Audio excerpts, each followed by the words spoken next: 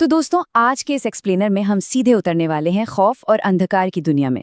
हम डीकोड करेंगे दो ऐसी आपस में जुड़ी हुई कहानियों को जो काले जादू, राक्षसी कब्जे और प्राचीन श्रापों के रोंगटे खड़े कर देने वाले नियमों को पूरी तरह से बेनकाब करती हैं। तो चलिए बिना किसी देरी के शुरू करते हैं। इसका शरीर अब हमारा घर है। अगर निकालने की कोशिश की तो ये भी हमारे साथ ही जाएगी। सोचिए, अगर कोई आपसे ये कहे तो कैसा महसूस होगा। ये खौफनाक चेतावनी हमें बिल्कुल साफ साफ बता देती है कि सुपरनैचुरल दुनिया की हदों को पार करने के नतीजे कितने जानलेवा हो सकते हैं। और हमारी पहली कहानी की शुरुआत बिल्कुल इसी खौफ के साथ होती है। काले जादू के इस पूरे खेल को समझने के लिए हमें सबसे पहले चौराहे के श्राप को समझना होगा। अब देखिए, रात के ठीक 1 बजे एक सुनसान चौराहे पर एक पोटली छोड़ी गई है। अनगिनत पिन चुभा हुआ नींबू, एक लाल साड़ी, पूरा सुहागन का श्रृंगार और एक जलता हुआ दिया। मतलब ये कोई आम चीजें बिल्कुल नहीं है।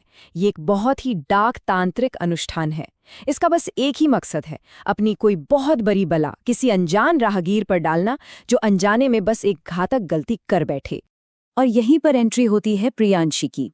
उसका ओवर कॉन्फिडेंस और अहंकार ही उसके लिए सबसे बड़ा काल बन गया। उसने सिर्फ उस शापित चीज पर पैर ही नहीं रखा, बल्कि उसका मजाक उड़ाते हुए उसे ठोकर भी मार दी। लिटरली इस एक घमंड से भरे कदम ने उसकी जिंदगी को एक खौफनाक अंधेरे में धकेल दिया। इस घोर अपमान का नतीजा क्या हुआ? काले साए का कब्जा। और इसके लक्षण इतने भयानक हैं कि कोई सोच भी नहीं सकता। प्रियांशी के शरीर पर इस साये का कब्जा बहुत तेजी से और एकदम घिनौने तरीके से होता है।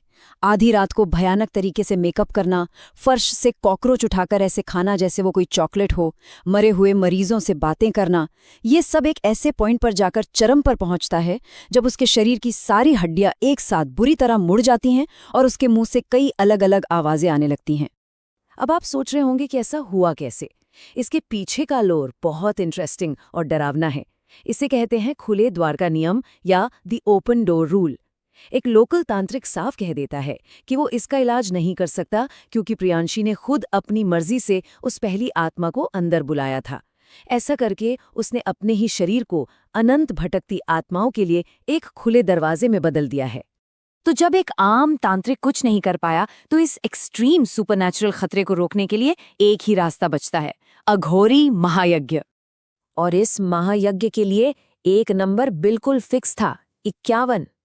पूरे 51 अघोरियों की सख्त जरूरत है, क्योंकि उस लड़की के अंदर जो आत्माओं की भारी भीड़ फंस चुकी है, उसे खींचकर बाहर निकालने के लिए सिर्फ और सिर्फ इतनी बड़ी शक्ति ही काफी हो सकती है। शमशान घाट पर ब्रह्म मुहूर्त के सन्नाटे में लगातार 5 घंटे तक ये खौफनाक अनुष्ठान चलता है। मंत्रों की गूंज के बीच हर एक आत्मा को पूरी ताकत से शरीर से बाहर निकाला जाता है और फिर एक रक्षा सूत्र बांधकर उस शरीर के खुले दरवाजे को हमेशा के लिए सील कर दिया जाता है। इस तरह चौराहे के श्राप से उसकी जान बच जाती है। चलिए अब इस एक्सप्लेनर के दूसरे हिस्से की तरफ बढ़ते हैं, जो एक अचानक हुए कब्जे से कहीं ज्यादा गहरा है। ये कहानी है एक शैतानी बच्चे की अदला बदली की। ये एक सुनियोजित पीढ़ियों तक चलने वाला श्राप है।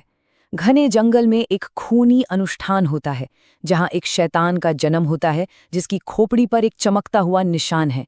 लाल आंखों वाला एक काला कुत्ता उस नवजात को ले जाता है और फिर उसे बहुत ही चालाकी से एक ताकतवर मंत्री की नवजात बेटी से बदल दिया जाता है। मकसद बड़ा साफ है, ताकि वो शैतान इंसानों के बीच पल बढ़ सके। देखते ही देखते 15 साल गुजर जाते हैं। एक तरफ मंत्री साहब पूरे कॉन्फिडेंस में है कि उनका एक इंसान बेटा है जो उनकी बड़ी राजनीतिक विरासत को आगे बढ़ाएगा। लेकिन असलियत ये है कि वो विराट नाम का एक खून का प्यासा दानव पाल रहे हैं। जब विराट धार्मिक चीजों को पूरी तरह इग्नोर करने लगता है, तब एक साधु की चेतावनी और गुफा में मिला एक प्राचीन ग्रंथ इस रोंगटे खड़े कर देने वाले सच को सामने लाता है। और ये सारी टेंशन और खौफ अपने चरम पर तब पहुंचता है जब अमावस की रात आती है। टाइमलाइन बिल्कुल क्लियर और टेरिफाइंग है। रात के 11 बजते हैं। विराट की कलाई पर बंधा रक्षा धागा जलकर खाक हो जाता है।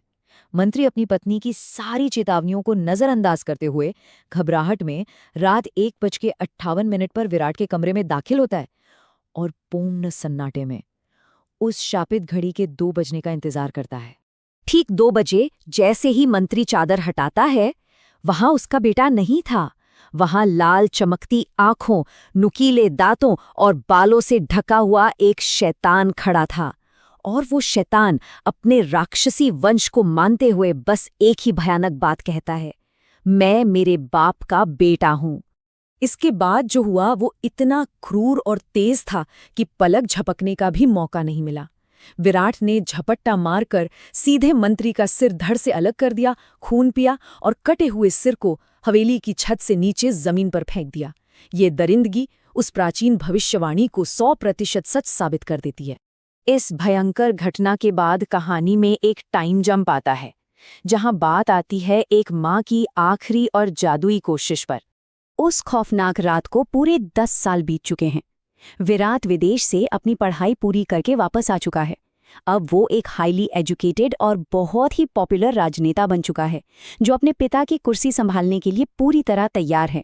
उसने अपने अंदर के शैतान को आम लोगों की भीड़ में एकदम परफेक्टली छिपा लिया है। लेकिन एक माँ तो माँ होती है। जब विराट अपनी माँ के हाथों की आरती और आशीर्वाद को बहुत बेरहमी से ठुकरा देता है, तो वो हताश होकर एक पंडित के पास जाती है। पंडित उन्हें एक बहुत ही सटीक जादुई उपाय बताता है। 5 अलग अलग रंगीन हीरों वाली एक खास अंगूठी, जिसे 5 गुप्त मंत्रों से अभिमंत्रित किया गया है। इसे बस किसी भी तरह बिना बताए विराट की उंगली में पहनाना है, ताकि उसके अंदर के शैतानी प्रभाव को कमजोर किया जा सके। और आखिर में सब कुछ बस एक इसी सवाल पर आके टिक जाता है, क्या वाकई में 5 जादुई हीरों वाली एक छोटी सी अंगूठी और एक माँ का विश्वास सदियों पुराने काले जादू और एक खून के प्यासे शैतान को हराने के लिए काफी है? या फिर कुछ बुराइयां इतनी गहरी होती हैं जिन्हें कोई तंत्र मंत्र नहीं रोक सकता? ये एक ऐसा सवाल है जो हमें सोचने पर मजबूर कर देता है। आप इसके बारे में क्या सोचते हैं?